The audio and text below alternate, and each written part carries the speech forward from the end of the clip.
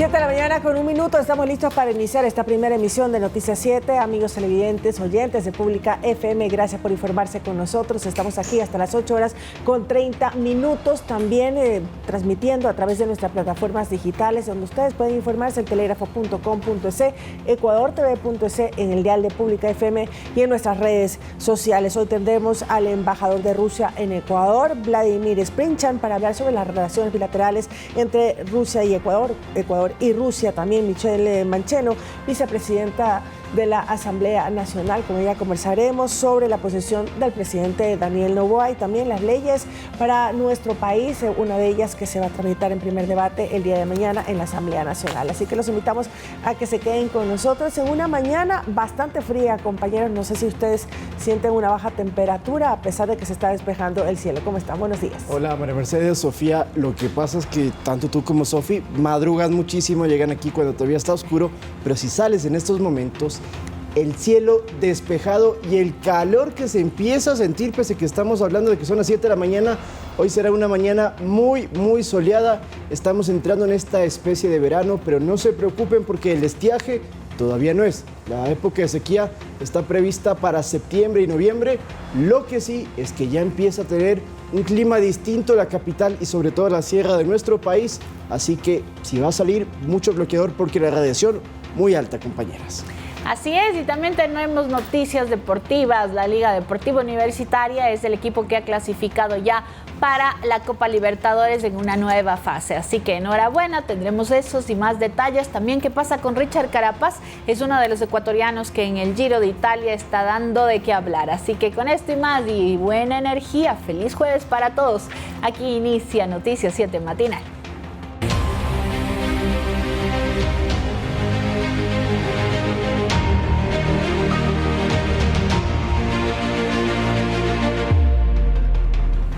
Bueno, y hablando del clima, el directorio de SELEC mantuvo ya una primera reunión con el presidente Daniel Noboa y la ministra de Energía Inés Manzano, en la que se presentó el Plan Nacional de Estiaje para así tomar acciones y evitar que la sequía tenga un impacto negativo en la generación eléctrica del país.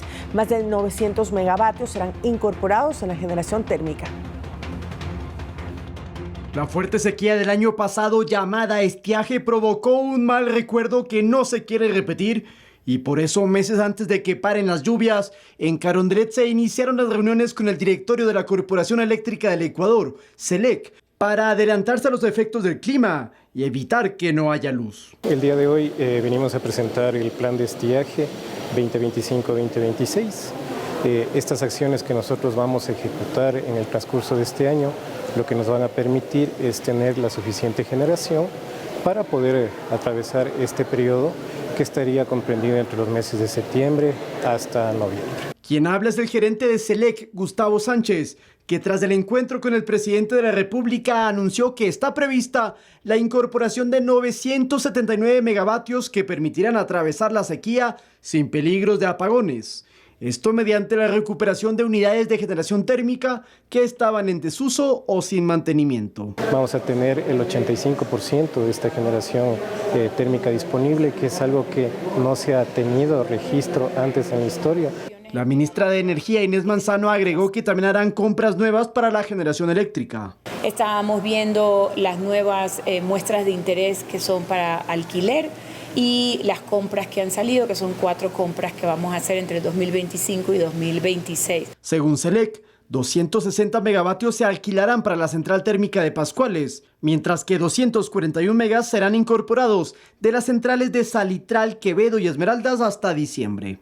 Y también vamos a incorporar una unidad a gas en Termogas Machala, que serían 65.5 megavatios. Con el tiempo de previsión suficiente, el estiaje de finales de año estaría controlado en un país cuya matriz energética, como son las hidroeléctricas. Cuando no llueve, la oferta baja ante una demanda que sube. Lautaro Andrade Castro, Noticias 7.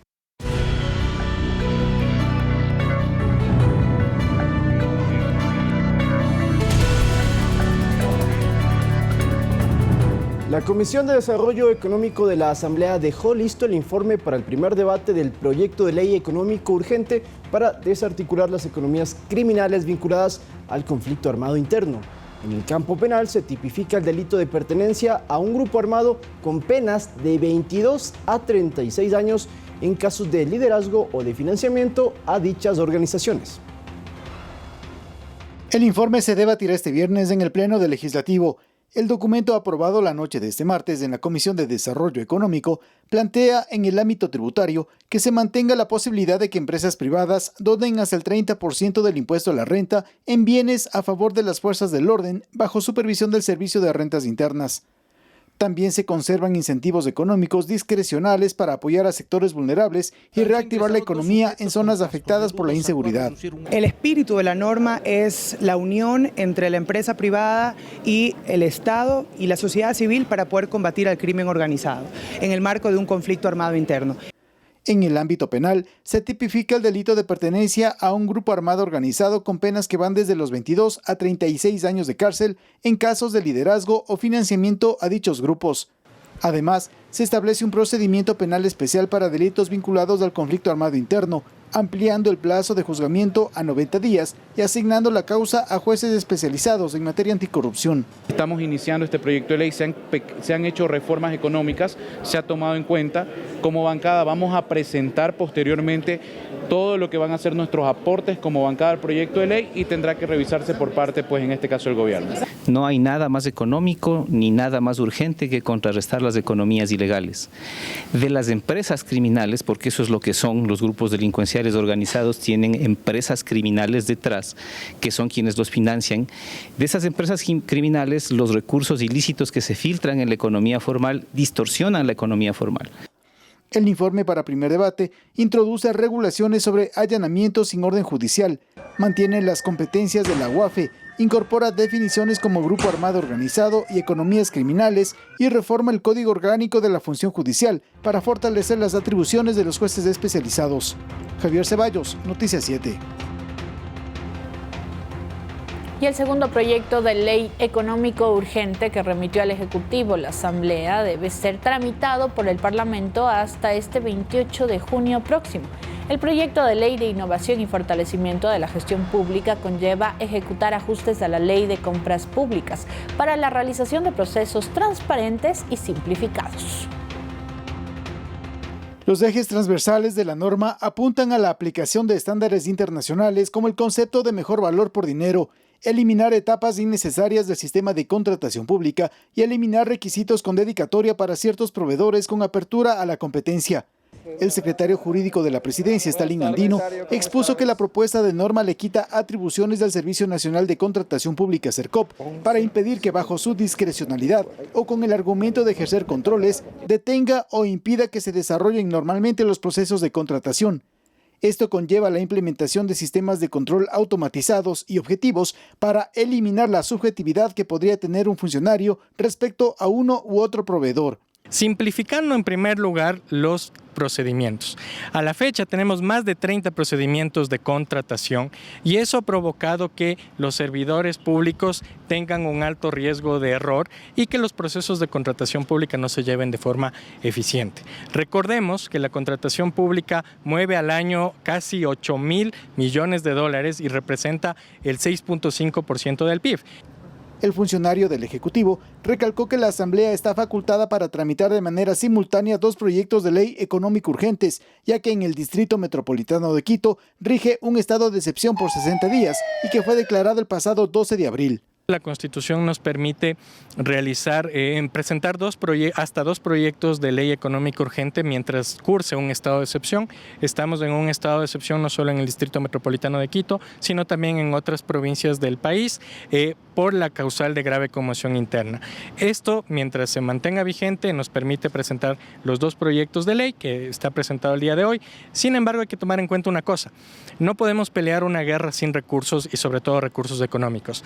El Consejo de Administración Legislativa, previo informe de la Unidad de Técnica Legislativa, deberá abocar conocimiento y calificar este proyecto de ley y derivarlo de inmediato a una de las 15 comisiones legislativas permanentes para la elaboración de los informes para primero y segundo debate. Javier Ceballos, Noticias 7. Vamos con información de última hora porque esta mañana la Policía Nacional realizó un gran operativo en Quito y en varios sectores de Guayaquil y lograron la aprehensión de 13 personas que estarían vinculadas al grupo de delincuencia organizada, los Chone Killer, que estarían enviando grandes cantidades de droga a España, camuflándola en pitahaya, esta fruta que exportamos a Europa. En cargamentos de pitahaya se estaría transportando la droga.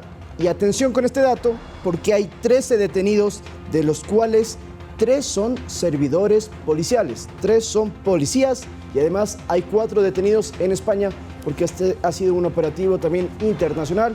Lo ha informado el ministro del Interior. Más adelante tendremos más ampliación de este tema que, insistimos, 13 detenidos en uno de los operativos más grandes de esta semana. Con más información a esta hora de la mañana, 8:01, y existe malestar ciudadano en Quito por la baja ejecución presupuestaria de las administraciones zonales y varias empresas públicas que denuncian los concejales en medio del proceso de revocatoria del alcalde de la ciudad, Pavel Muñoz. En las últimas horas trascendió que el alcalde de Quito, Pavel Muñoz, habría solicitado la renuncia de los administradores zonales del distrito metropolitano en un intento por reestructurar su equipo de trabajo, esto frente a la baja ejecución presupuestaria. Administraciones como la zonal de Tumbaco, que tiene un 1% de ejecución, la que más tiene, por ejemplo, es la zonal Eloy Alfaro, que tiene un 7% de ejecución presupuestaria, y si vamos, por ejemplo, al Chocó Andino, que es una nueva administración, tiene 1.4% de ejecución ya hasta al 30 de abril de este año. Pero eso no sería todo, porque se incluirían varias empresas municipales en la misma situación. Tiene en la mira otras cabezas de empresas, por ejemplo, si tenemos una Secretaría de Salud que ha ejecutado el 0.4%, o tenemos una empresa de obra pública que definitivamente no está haciendo un buen trabajo hace 2 años. Situación que, si bien no tiene que ver con el proceso de revocatoria contra el alcalde Pavel Muñoz que está en marcha, sí influye, dicen sus promotores. Falta de obra, falta de gestión, o sea, no vale redundar, pero se compagina en este descontento con la gestión del señor alcalde. Esa incapacidad que tiene para administrar, esa incapacidad para planificar, y eso que se precia de planificador. En todo caso, abona al proceso de la revocatoria del mandato. Quienes impulsan la revocatoria del alcalde señalan que hasta la fecha se han recolectado aproximadamente 65.000 de las 205.000 firmas requeridas en 8 puntos fijos y brigadas móviles. Paralelamente avanza una denuncia contra el alcalde por supuesta difamación contra el proceso de recolección de firmas.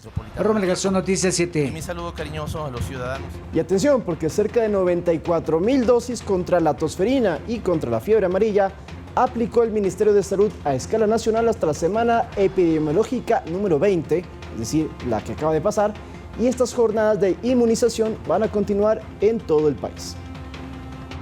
94.410 dosis de vacuna han sido aplicadas en las últimas semanas en todo el país por parte del Ministerio de Salud para prevenir casos de fiebre amarilla y tosferina. Las autoridades enfatizaron que la prioridad es la población considerada de alto riesgo. Para la tosferina, la vacuna llamada prevalente se coloca a bebés de entre 2 y 6 meses de edad, el primer refuerzo a niños de 18 meses y el segundo refuerzo a niños de 5 años hasta que cumplan los 7 años. Mientras que la vacuna contra la fiebre amarilla está dirigida a niños de 12 a 23 meses, viajeros de 1 a 59 años, al menos 10 días antes de viajar a países que soliciten el certificado internacional de vacunación, y residentes, turistas y comerciantes de entre 2 y 59 años sin vacuna, al menos 10 días antes de ingresar a provincias amazónicas. El Ministerio de Salud mencionó que continuarán con las brigadas de vacunación en todo el territorio. La aplicación de las dosis de tosferina y fiebre amarilla son gratuitas y están disponibles a través de la red de salud pública. En tanto, otra de las acciones será la inmunización de los estudiantes en los planteles educativos previa autorización de sus tutores. Además, se visitarán los barrios y viviendas puerta a puerta para completar el esquema de vacunación básico, junto a charlas para llevar adecuadas normas sanitarias en los hogares y así prevenir la propagación de enfermedades. Sofía Vintimilla, Noticias 7.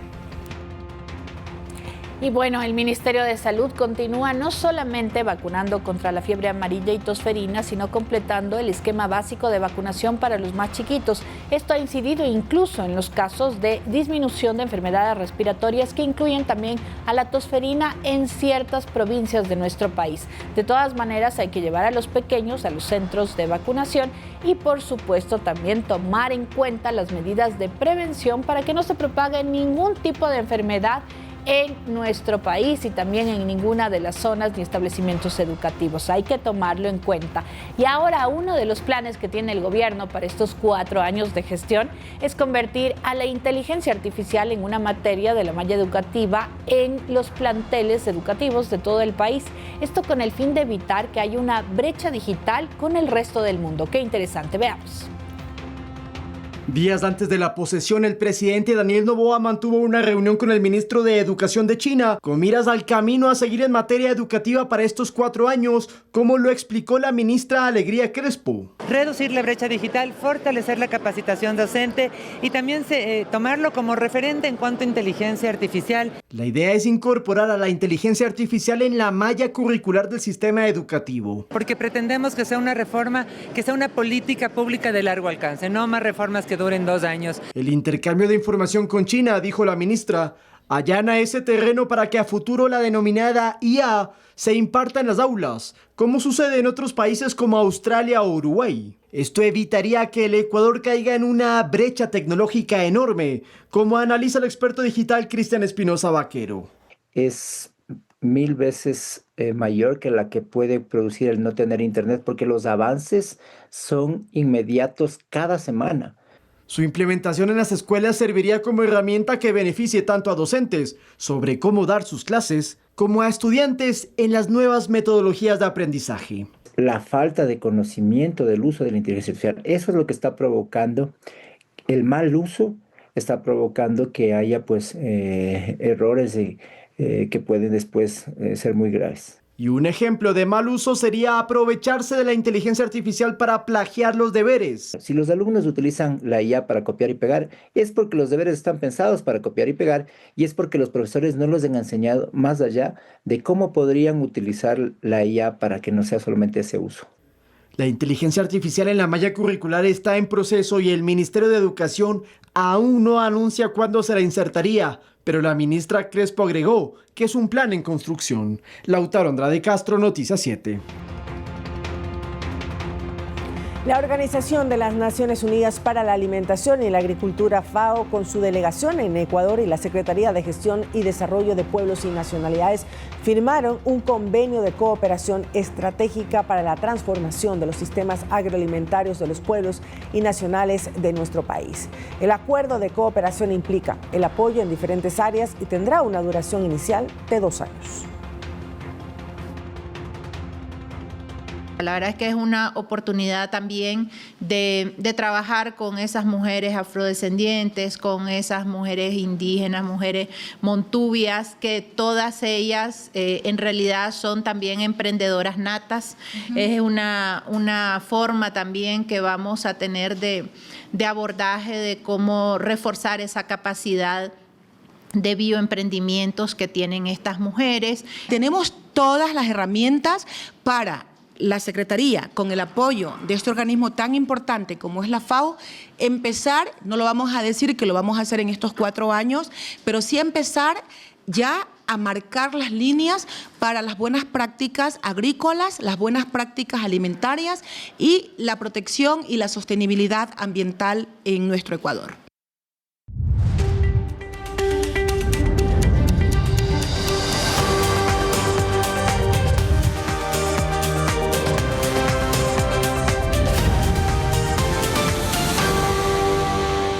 Hablemos de temas internacionales y les contamos que un nuevo ataque aéreo israelita en Gaza dejó como resultado la muerte de uno de los principales líderes de Hamas, que es esta agrupación palestina. La ofensiva se enmarca en una escalada del conflicto que ya deja miles de víctimas. Aquí los detalles. Israel atacó directo al corazón del liderazgo de Hamas.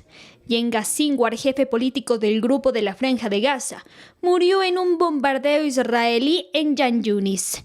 Su paradero era un misterio desde hace meses y su muerte representa un duro golpe para la cúpula del movimiento islamista. Considerado por Israel como el principal autor intelectual del ataque del 7 de octubre, que dejó 1.200 muertos, Sinwar lideraba desde las sombras la estrategia de Hamas. Desde entonces, se refugiaba bajo tierra, protegido por túneles y civiles. Nacido en 1962 en un campo de refugiados, Sinwar creció bajo ocupación israelí, fundó una célula de contraespionaje de Hamas en los años 80. Pasó más de 2 décadas en prisiones israelí y fue liberado en 2011 a cambio del soldado Gilad Shalit. Desde entonces, fue escalonando hasta convertirse en un rostro duro del golpe. A pesar de esto, en Gaza la población vive entre el temor y el dolor. La ofensiva israelí no se detiene y la ONU advierte sobre el colapso humanitario. Más de 35.000 muertos y una ciudad reducida a escombros es lo que tienen que pasar los gazatíes. Los hospitales están colapsados, la ayuda humanitaria no entra y la ONU denuncia el desplazamiento forzado de cientos de miles de civiles bajo fuego constante. La muerte de Sinwar no pone fin al conflicto. Por el contrario, podría marcar el inicio de una nueva etapa más intensa y peligrosa. Israel teme represalias. En Cisjordania ya se registraron disturbios y se reforzó la seguridad en las fronteras con Líbano. Emilia Reynoso, Noticias 7. Y la siguiente información ha causado polémica, discusiones y conversaciones a lo largo de todo el mundo. Estados Unidos ha suspendido temporalmente las entrevistas para visas estudiantiles. La medida ha generado reacciones en todo el planeta y preocupación entre miles de jóvenes que planeaban estudiar en ese país. Las maletas siguen cerradas, los boletos están en espera y miles de jóvenes alrededor del mundo han puesto sus sueños en pausa. La reciente decisión del presidente de Estados Unidos, Donald Trump, de suspender las entrevistas para visas estudiantiles ha generado una ola de incertidumbre global. Dentro de Estados Unidos, la medida genera rechazo. Universidades como Harvard y el MIT denuncian que la suspensión afecta su diversidad competitiva y económica. Me estoy graduando esta semana, así que creo que no solo es mi última semana como estudiante de Harvard, sino que también es una semana muy importante porque todos mis amigos internacionales, compañeros, profesores e investigadores están en riesgo y siendo amenazados con la deportación. El Ministerio de Educación de China, el país con más estudiantes internacionales en Estados Unidos, expresó su profunda preocupación por la política que amenaza los sueños de más de 350.000 jóvenes. China ha mantenido siempre la postura de que no se debe interrumpir la cooperación educativa normal ni el intercambio académico. Pedimos a Estados Unidos garantizar concretamente los derechos e intereses legítimos de los estudiantes internacionales, incluidos los estudiantes chinos. En India, organizaciones estudiantiles calificaron la decisión como una barrera injustificada a la educación. Desde Latinoamérica, el impacto también es profundo. Miles de jóvenes con becas y cartas de aceptación están hoy en el limbo. Universidades, gobiernos y países como Brasil, Colombia y México evalúan el impacto en sus programas de movilidad. Los estudiantes extranjeros aportan más de $44.000 millones al año a la economía de Estados Unidos, según el Departamento de Comercio. La suspensión pone en riesgo ese flujo, justo cuando muchas instituciones enfrentan crisis financieras. Emilia Reynoso, Noticias 7. Ahora hay algo curioso y es que una vez se conoció esta noticia de Estados Unidos, hay embajadas como la de Alemania en Ecuador que le invitaron a la población ecuatoriana a que acudan a su nación para estudiar. De hecho, estamos viendo en imágenes lo que publica el cuerpo diplomático de ese país europeo y dicen Alemania cuenta con un total de 428 universidades, 428 excelentes universidades que ofrecen una amplia variedad de titulaciones que además son gratuitas. No hace falta que te vayas a Estados Unidos, ven a Alemania, es lo que publica entonces la embajada. Escuchamos también hace unos minutos que Rusia también tiene programas que incluso pueden ser algunos gratuitos, hay becas, lo mismo otros países europeos, asiáticos también. Así que empieza el resto del mundo a aprovechar la oportunidad que Estados Unidos estaría desaprovechando y que estaría dejando en libertad. Otro dato importante es que Argentina también tiene la misma intención que está haciendo Estados Unidos, de que ya no sea gratuito para extranjeros, como por ejemplo ecuatorianos, estudiar en ese país. Milei y Donald Trump tienen una política similar pero el resto del mundo dice, bueno, hay una oportunidad que podemos aprovechar. Y lo importante también es que no se necesita hablar ruso, no hablar alemán, sino con el inglés es suficiente. Ese sí es el idioma universal, ese es un requisito básico, pero no necesitan dominar otra lengua para poder estudiar, por ejemplo, en Alemania, como dice el tuit, o también en Rusia. Así que a través del CENESID les invitamos a que visiten la página de la Secretaría de Educación Superior. Están los sinnúmeros de planes a los que pueden acceder todos los estudiantes sin importar la edad e inclusive muchas becas que nos van a beneficiar. Así que les invitamos a seguir las cuentas oficiales del CENESID.